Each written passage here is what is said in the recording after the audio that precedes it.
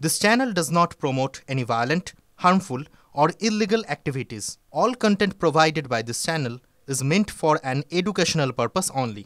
এবার চোখ রাখা যাক বর্ধমানের দিকে। ফের বিতর্কে পূর্ব বর্ধমানের ভাতারের বিধায়ক মানগোবিন্দ অধিকারী।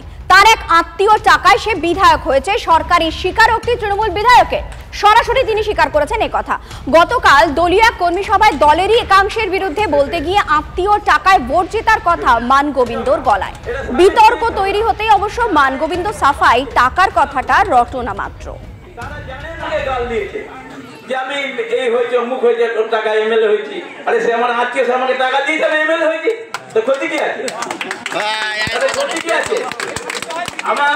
আমরা স্বামী স্ত্রী ঝগড়া, এটা আজকে ঝগড়াতে কিন্তু যারা গালাগালি করেছে তারা কি হবে? তারা সেই আটি খোলার মতো গড়াগড়ি যাবে, আমরা কিন্তু মিশে যাবো। এটা ভুল করছে যারা যারা ওর সঙ্গে এখনো লাকিয়ে বেড়াচ্ছে, তারা ভুল করছে। কেন আজকে ঝামেলা হচ্ছে, কালকে মিটে যাবে।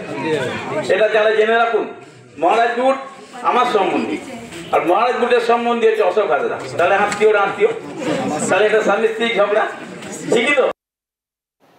মানগোবিন্দ বাবু একাই বিতর্কের জন্ম দেননি, আরো অনেক নেতা আছেন যারা বিভিন্ন সময় বিতর্কের জন্ম দিয়ে থাকেন। আরো একটা নতুন বিতর্ক জন্ম দিয়েছেন আরো এক তৃণমূল কংগ্রেস নেতা।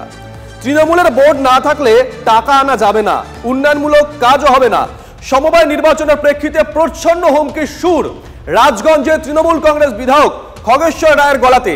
জলপাইগুড়ির শালিমায় সমবায় সমিতির নির্বাচনে এককভাবে বোর্ড গঠন করতে পারেনি তৃণমূল কংগ্রেস। নির্দলদের সমর্থনে বোর্ড গঠন করেছে শাসক দল।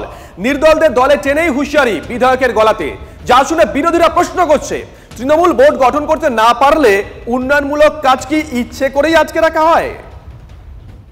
মমতা ব্যানার্জির যে উন্নয়ন, কারণ এই প্রপার্টিটা যদি তৃণমূলে না হয় তাহলে কোনো টাকা পয়সা কোথাও আনতে পারবে না। কাজে সেই কথা চিন্তা করে বিকাশ রায় এবং আমাদের পাশান সরকার আমাদের তৃণমূল কংগ্রেস দলে যোগদান করলো এবং ভোটটা আমাদের মতো মানে সেরকম সাপোর্ট না করে আমরা নিজেরাই 4-5 জন দাঁড়াইছি। আমাদের আমরা 5 জন দাঁড়াইছিলাম, 2 জন। আপনি আগে?